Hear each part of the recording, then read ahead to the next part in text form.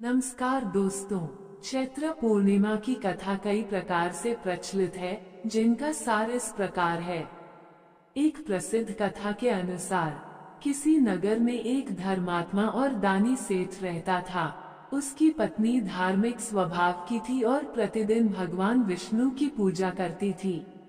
सेठ को अपनी पत्नी का ये भक्ति भाव पसंद नहीं था और वो हमेशा उसे पूजा पाठ करने से मना करता था।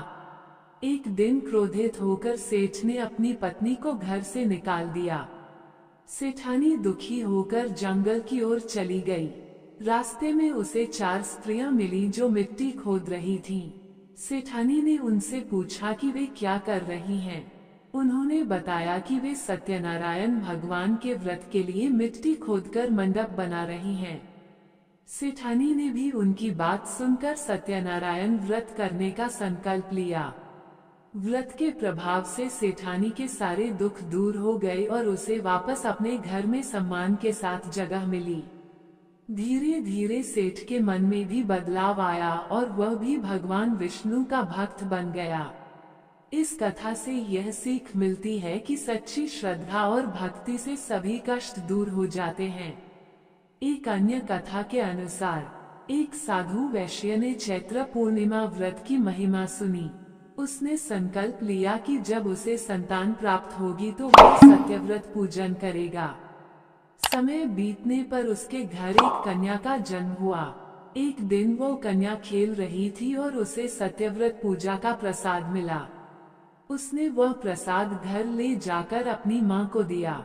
तब उसकी माँ को याद आया कि उसके पति ने सत्यव्रत करने का संकल्प लिया था, जिसे वे भूल गए थे। इस घटना के बाद उन्होंने विधि पूर्वक सत्यव्रत का पूजन किया और भगवान विष्णु की कृपा प्राप्त की। दोस्तों, चैत्र पूर्णिमा का महत्व इस प्रकार है। चैत्र पूर्णिमा का हिंदू धर्म में विशेष महत्व है। ये चैत्र मास की पूर्णिमा है और इस दिन कई धार्मिक कार्य किए जाते हैं। इस दिन भगवान विष्णु और चंद्रमा की पूजा का विधान है। कई स्थानों पर इस दिन हनुमान जयंती भी मनाई जाती है। माना जाता है कि इस दिन व्रत रखने और दान करने से पुण्य की प्राप्ति होती है और मनोकामनाएं पूर्ण होती हैं। ये दिन आत्मनिरीक्षण करने और अपने कर्मों को सुधारने का भी महत्व रखता है।